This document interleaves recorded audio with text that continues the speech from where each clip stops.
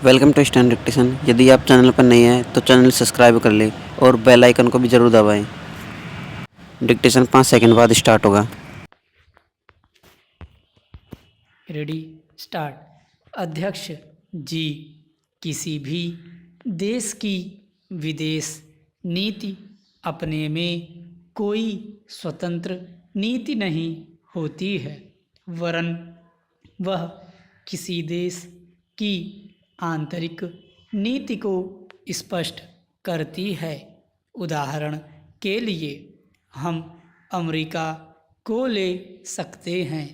उसने अपने यहाँ अधिक अन्न पैदा किया और जब उसके पास फालतू बच गया तब वह अपने बकाया अनाज की बिक्री के लिए ऐसे देशों की तलाश करने लगा जो उधार पर माल ले सकते हों, किंतु हमारी आंतरिक नीति ने यह तय किया कि खर्चीले ढंग से सरकार चलाएंगे और स्वदेश मुद्रा की कोई राशि हमारे पास नहीं बचेगी।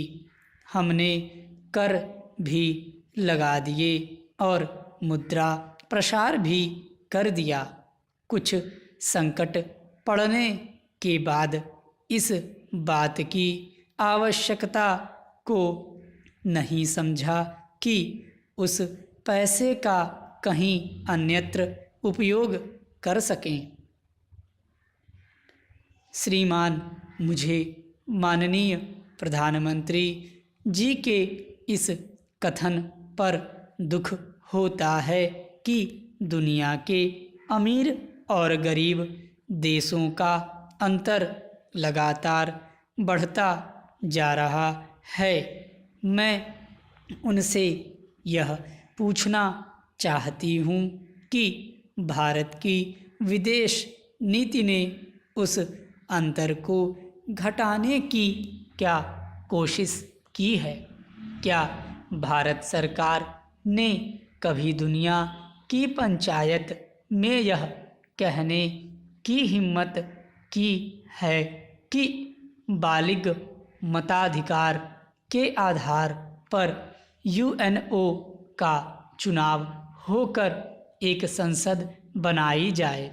और क्या आप में यह देखने की हिम्मत है कि फौज के हिसाब से कर लगा कर एक विकास का खाता खोल दिया जाए? जो देश विकसित हैं उनके मज़दूरों का 1 घंटा हमारे देश के मज़दूरों के 100 घंटों के बराबर माना जाता है, क्योंकि उनके पास साधन हैं। इसलिए यह अंतर और भी बढ़ता चला जा रहा है।